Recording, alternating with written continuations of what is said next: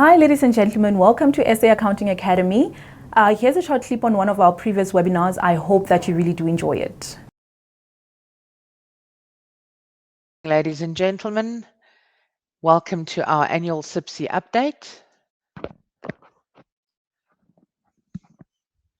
I think all of you should just, if you want to say good morning quickly, let's get that over with. At the bottom of your screen, there's a little status, a little smiley face. So if I ask a question like, can you hear me or whatever, there's a little thumbs up or a smiley face or whatever. So you can always just use those as well. It works nicely. Okay, great. Okay. So warm welcome to you on this beautiful day. We've got a nice sunny day here in Joburg. A little bit chilly this morning, but the sun is definitely breaking through. So a warm welcome to all of you. I hope we're gonna last for the full 4 hours. Remember, our last half an hour will probably be taken up by questions and answers. So as long as you can all still hear me clearly, I want to just quickly just go through the start of the webinar, and then we can start with the actual content. All right. So if you can all hear me clearly, if at any point in time you have problems with hearing me or anything like that, I hope that there's no feedback. We're in a new room today because we've got planned power outages where I stay. So I'm in SAAA's offices. So I hope there's no feedback in terms of the empty shell.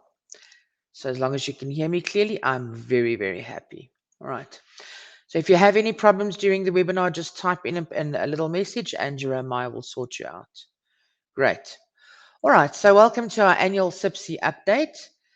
Let me quickly change my pointer so that you can see where it is that I am at all times.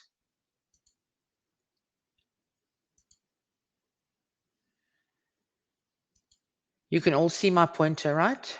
Yes. My little pencil. So what I would like to do is throughout the webinar, I tend to normally make little marks on my documents like that, or I'll just put a little dot so that you can see it. So as long as you can see that, that's fine. All right. So what we'll be focusing on today is just an annual CIPC update, and you'll see I said there, focus on CIPC as the regulator. And then we've got the news and developments from January to September. So for the entire last 9 months, we've got it for the entire 2021. And then I just quickly, yesterday, went and updated everything for the first half of October as well, to make sure that we are including absolutely all the latest information for you. And if we have any questions from today, I can always forward those onto CIPC on your behalf. So you're more than welcome to send through questions as we go along. I'm sure we all have our questions. We've all got our queries on the issues that we are experiencing with whatever functionality they have. All right, so we'll definitely be able to do some knowledge sharing today as well. So on my from me, Lettie Janse van Vuuren, I'll be your facilitator for the next 4 hours. And don't worry, I will be giving you like a 10-minute break every hour, just so that you can stretch your legs and grab a cup of coffee or water or whatever you need to quench the thirst. All right. So let me quickly show you. That is my marketing blurb, as they say. Right, who I am, what I do, that's what I look like. What I do at SAAA is I am the official head of technical, but this is what I do. I do training and webinar hosting. Right. I'm also responsible for the monthly compliance and legislation updates. Prior to that, I was with SAICA, and I'm still to this day consulting to numerous auditing and accounting firms on quality control issues. I'm doing file reviews. I do a lot of when they have like psycho visits or urban inspections, they phone to say, help, we need to get ready, or we need help with this, or we need help with what our audit opinion should be. So whatever consultation I do, that's what I still do. All right. So basically anything that the smaller practitioner need. So let's quickly look at what's on the agenda. All right. Obviously, That will be my representation of CIPC. As a regulator, they have to worry about the laws, which will be the Companies Act. They have to worry about the regulation, which is the company regulations. They will issue guidelines, they've got rules, and they have to worry about compliance. So their main function is compliance with the Companies Act. That's what they have to monitor.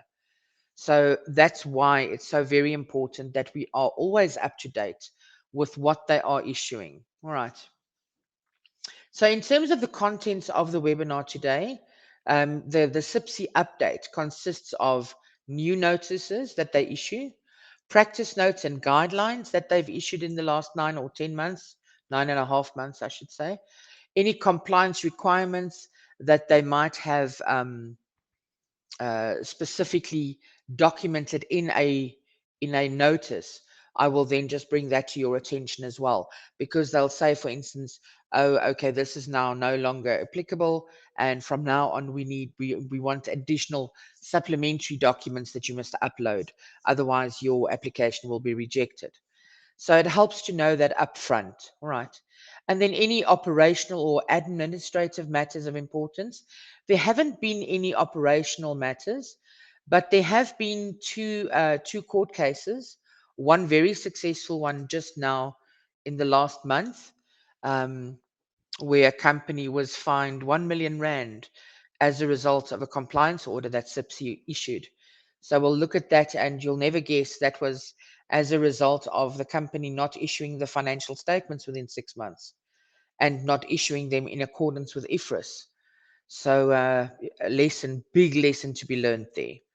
All right, and then any frequently asked questions I've got on the website at the end of the webinar. I've given you links to the CIPC website that will give you links to the guides as well as the frequently asked questions. All right, but then you'll see on most of my slides, I've got highlighted items in yellow. And this is where I will be, well, this is what I think are the more important issues. All right, so that's where we'll spending a little bit more time, and we'll be doing a little bit extra on that.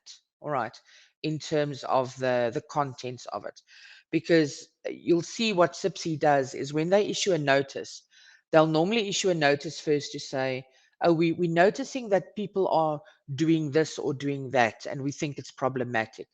That's them sort of saying, you know what, we're going to start worrying about this, and we're going to start monitoring in accordance with the Companies Act on this issue.